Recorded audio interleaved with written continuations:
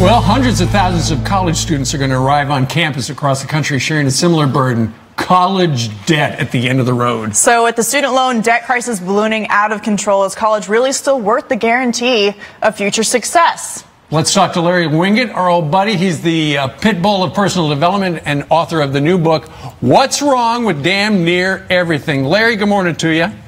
Good morning. So, as kids set up for college, a lot of them will have debt at the end. Ultimately, college is not for everybody, is it?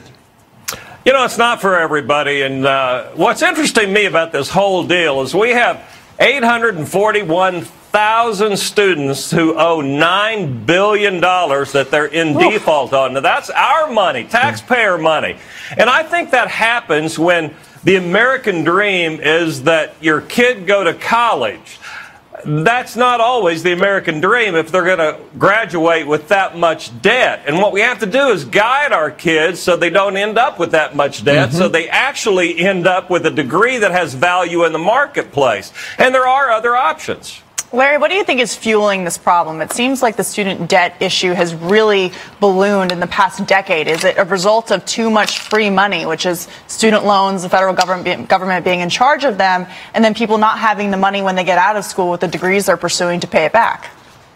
I think it's all of those things. I also think that college just costs too darn much. And I think we got to bring down the price of college. I do think, though, that what you just said, Katie, is true, that we have to guide our kids so when they do graduate that they've got a degree that has value in the marketplace. I appreciate we tell our kids that they need to follow their passion, and if your passion is art history or anthropology, that's great. Right. Just understand that you're probably going to graduate with debt and have that debt because there aren't a lot of jobs in anthropology and art history. And so you need to look at things like, I had one kid who went to college, one kid who went into the military. He went to the military, and the nice thing is when you get out of the military, you come away with a GI Bill, and then that will pay for college. Exactly right. And there's also trade school, learn a trade. Yep. Larry, thank you very much for joining us, putting it all into perspective. Forward to reading your book as well. Love the title. All right. All right, well, a huge final hour ahead. Sarah Carter.